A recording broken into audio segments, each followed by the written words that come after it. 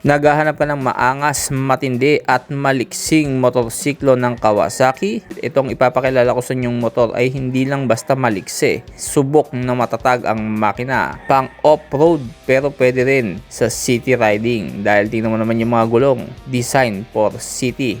Ang kabayo ng lansangan. Mapaprobinsya o urban riding, hindi ka aatrasan. Ito ang KLX 300SM. Ano ang meron sa motor na ito? Alamin natin sa kabuuan ng video.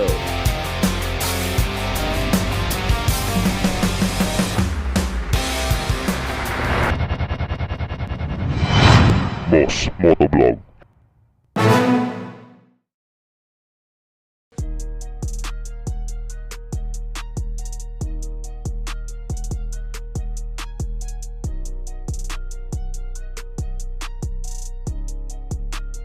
Kung naghahanap ka ng pangabayong motorsiklo dito sa Metro Manila at paminsan-minsan ay gusto mo ng mahaba ang biyahe at gusto mo dumudulo yung motorsiklo mo, isa ito sa mga dapat mong i-consider dahil pagdating sa mga kakalsadaan sa Maynila, 300cc ay hindi ka mabibitin sa power na daladala nito. Kung sa 150cc, saktong-sakto ka lang, dito ay may bibigay sa iyo ng extra bilis at power. Dahil kung ikaw ay nasanay sa mga lower displacement cc at sasampa ka sa ganitong klaseng motorsiklo, ito talaga yung mga upgrade na tinatawag natin.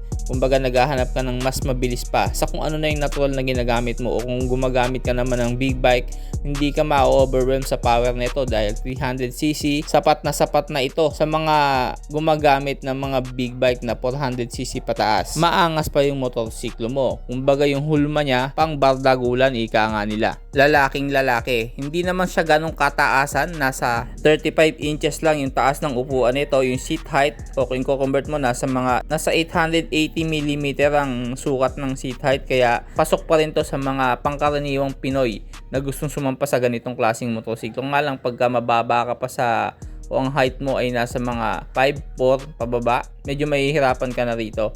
Pero syempre may mga lowering kit naman tayo na tinatawag, pwede mong i-adjust yan, depende sa pangangailangan mo. At syempre depende pa rin sa skills mo yan. Kailangan marunong ka ng mga ambyo rito at sanay ka na humawak sa mga ganitong klaseng motor, hindi ka na baguhan. At isa din sa dapat mong i-consider sa motor na ito ay pwede mong isingit-singit kahit 300cc yan dahil napakanipis lang po ng motor na ito. Tingnan mo naman ng hulma niyan, ano? Pang off-road siya pero pang city riding kasi dahil sa kanyang mga gulong. Pwede ka rin magpalit ng mga gulong na all-terrain kung gusto mo talagang mamundok o manirahan na ron at gagamit ka ng motorsiklo. Ito na yung perfect para sa'yo.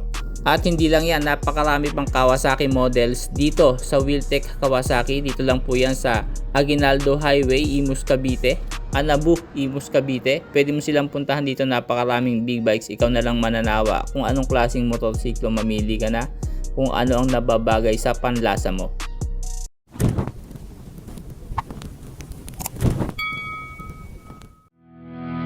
Ngayon naman tingnan natin ang specification ng KLX 300SM. Dito napakadaming KLX, may 150, 230.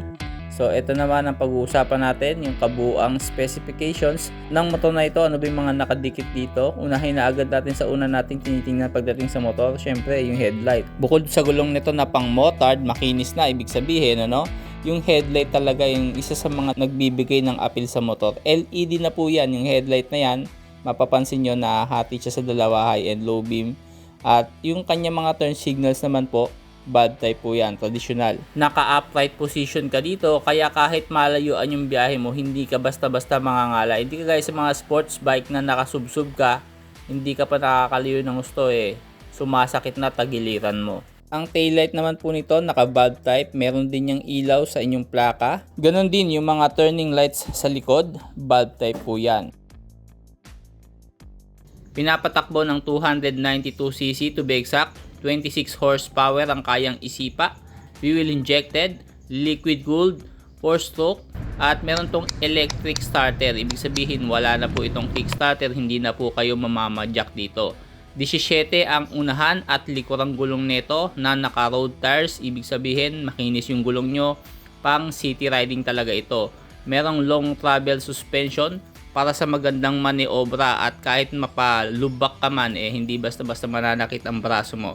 Ang KLX 300 ay dinisenyo para maging manipis, magaan ang kanyang perimeter frame para sa magandang handling performance o yung stability, lalo na pag diretso yung daanan. Ang 17 ng mga gulong nito at ang maikling wheelbase naman ay nagbibigay ng magandang suspension at maliksing handling experience. Sa harapang suspension, meron niyang 9 inches travel o yung bounce na tinatawag nila, yung gap. Sa likod naman may 8.1 inches travel yan at ideal yan para sa mga gantong sukat ng wheelbase at 17 na gulong. Ang 43mm inverted front fork ay may adjustable compression damping para sa iba't ibang riding situations na kailangan mo. Ganon din sa likod, pre-adjustable preload yan para umakma naman sa bigat ng rider, lalo na kung may katabaan ka, no? Sa disc brake naman na 300mm sa harapan, meron yung twin piston caliper at 240mm single piston caliper naman po sa likod para kahit gaano ka kawalwal magmaneho, kaya kang pahintuin ng motorsiklo.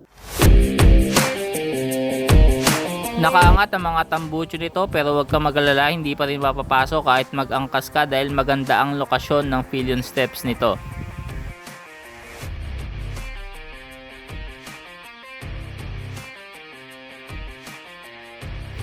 Talagang dinisenyo na mataas ang tambucho nito para kung sakaling gagamitin mo pang off-road, hindi basta-basta tatamaan ng mga bato o kahit ilusong mo sa baha sa Metro Manila, mahaba ang clearance mo bago pasukin ng makina.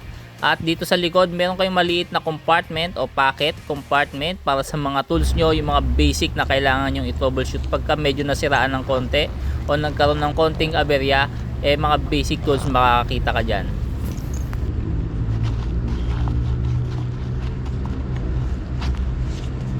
Maganda ang tabas ng upuan, tamang-tama sa mga mahaba ang biyahe. Kahit 3 kayo rito sa probinsya, wag lang sa Metro Manila dahil hanggang 2 lang po ang pwede iangkas. 7.5 liters naman ang tangke nito o yung gasolina na pwede mong ikarga dito. At medyo mahaba-haba, malayo-layo na rin yun, ano?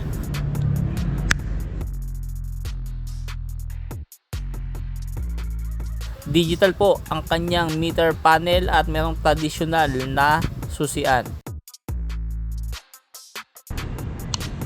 At ang mga buttons nyo, napaka basic.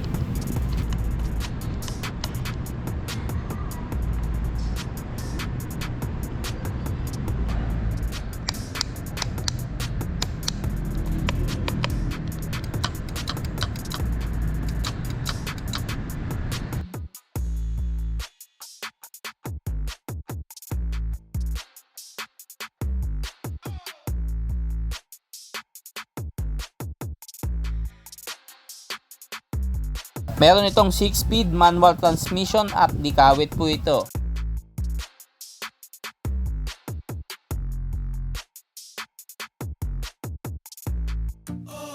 At kung gusto mo nang maiuwi, itong KLX 300 SM ay nagkakahalaga po ng 320,000 pesos SRP.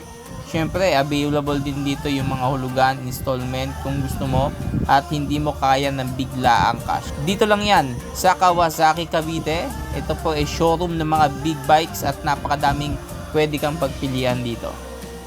Hanggang sa muli, paalam!